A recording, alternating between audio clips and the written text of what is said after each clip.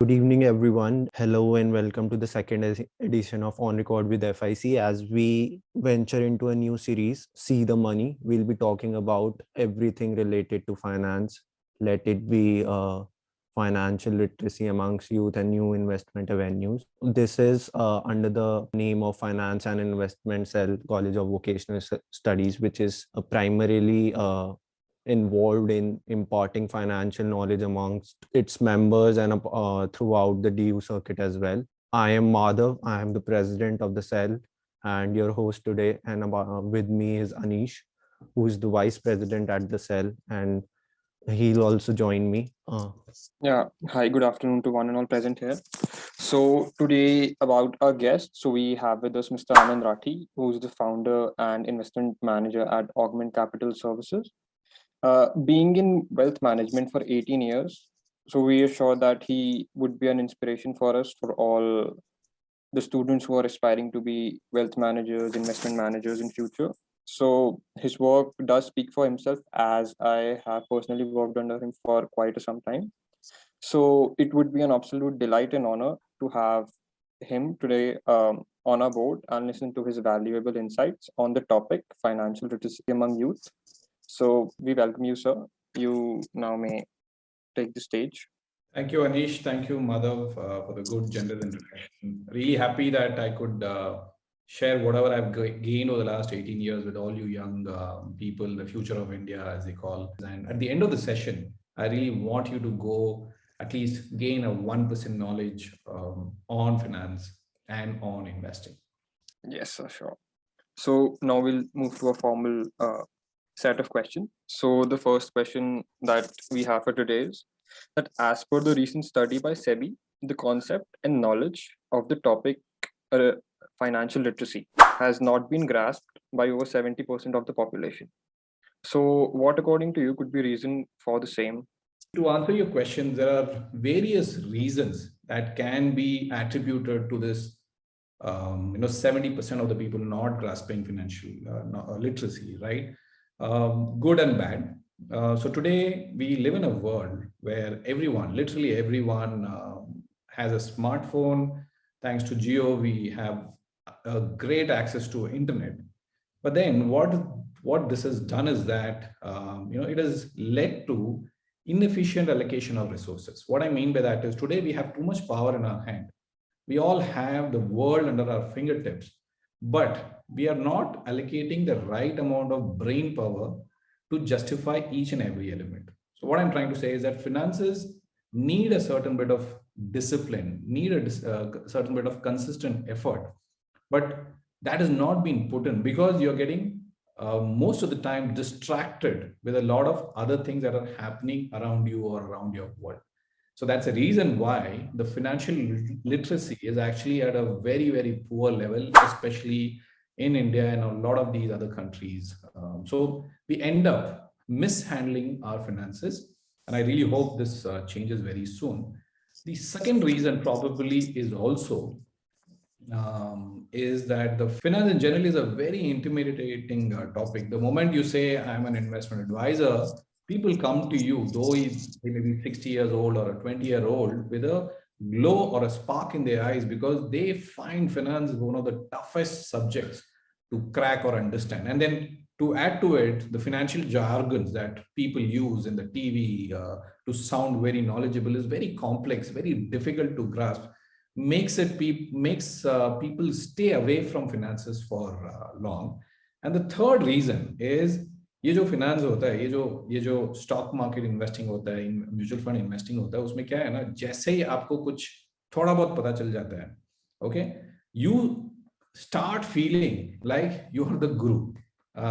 You start thinking that nobody knows the market just as well as you know. This is the problem with financial literacy. Thoda sa knowledge is dangerous, and that's the reason why people tend to avoid talking too much about finances because of poor success ratios that we have seen all around there. Oh, God, that was a fun way to put that. So moving on to the following question. So every now and then we come across instances of youngsters and adults being duped of their life savings by falling prey to scams and Ponzi schemes. So how do you feel that as an increased understanding of the subject can help people make some wise decisions? Like, can I please add something to it? Yeah, Yeah. so basically, one of the reasons I consider why people are not particularly interested into investing in stock markets, because some percentage of population of India thinks that investing in stock market and like in mutual funds and all is some sort of gamble. So They'll get duped out of it, and the firms will get all the earnings, and they'll like will be left over the amount they have less than the amount they have invested. So this is some sort of misconception which is very uh, visible in the Indian community. So that, so like, what do you think about this thing in particular? no one bothers, literally no one bothers to ask the person advising a stock, what is his qualification? You go to a kitty party, you go to a pub, you go to a bar, you go to a wedding ceremony, tips to sab log dete hain. But what is his qualification is something that nobody bothers to ask, right? So people have to ask these kind of tough questions before giving their hard-earned money, their hard-earned savings to these kind of people. And ये जो misconception है, it is also because of a lot of reality. People will fall continuously to these because as a human, we are all greedy. Okay, we all want to grow rich. Crypto is a classic case of how greed can play very well on your mind, and you want to grow rich in what, 200 days, in 300 days? Not possible. I mean, why are you in a hurry to make money? Money will follow. Just follow certain disciplines. So with financial literacy, so for example, I'll just tell you an example, right? I wanted to grow financial literacy among youths. Okay, for the first time ever in November, because of there was a very famous curator or a creator on Instagram called Sharan, Finance with Sharan. Okay, he came to me, he came to my office, and he said, he wants to learn finances. Plus, he also said that why don't you open a Instagram account तो मैंने खोला थोड़ा सा मेरा I mean it my followers increased and all that, but it is called money mindset underscore Anand K Rathi. Okay, I kept posting my boring topics.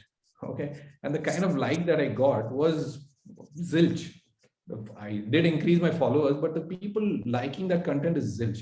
But on the other side, when I went to post an Instagram reel with Pushpa वैसा जैसा वो श्रीवल्ली जैसा यानी तो वो जो दाढ़ी वाला जैसा if I come and do it और बादशाह का जो जुगनू करूंगा तो you guys will go big on it. Yeah? You'll like, wow, 800K likes to a million likes to a million likes. So maybe the medium was wrong, but all I'm trying to say is that financial literacy is important. The more you tell, the more people will understand and also get misconstrued. But yes, it is a good step, and maybe a lot of these scams can get averted. But the interest levels have to come up, and we need to do as people who have been seasoned investors, we need to do a lot of these things to create the awareness about financial literacy going forward. Yeah. So now we can like moving on to the next question, which is basically just an extension of what you said. So like people are somewhat taboo about talking about finance in specific in India particularly. So like it is kind of taboo, and it is like what your dad is doing, that is correct. So there is as much no discussion amongst the Indian family about finances of the family. So what is your take on this? It's definitely a taboo, Madhav. I mean, there's no doubt about it. But the good thing is the taboo is slowly fading off. I mean, I can definitely see that the dinner table conversations are all about investing in money and all this stuff. But yes, we have a long, long way to go. There are many reasons. There are primarily two reasons. First reason is that they themselves are not sure whether they're handling it properly. Are they rightly handling it? And then as a head of the family, the father especially feels that if he says something to a young kid and it turns out to be wrong, then the image of the decision maker is under risk, right? That's one of the reasons why dinner table conversations are not about finances. It should be. Finances are actually getting mishandled. Maybe for all you know, the father is not doing a great job of handling the finances himself. Second is that they feel that if the more they talk about this complex subject of investing, they will get exposed.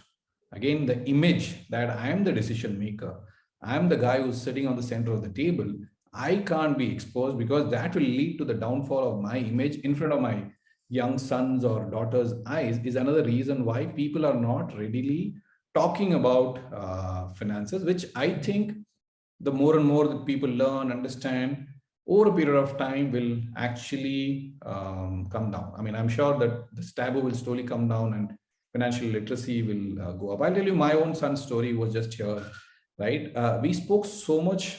His name is Arush.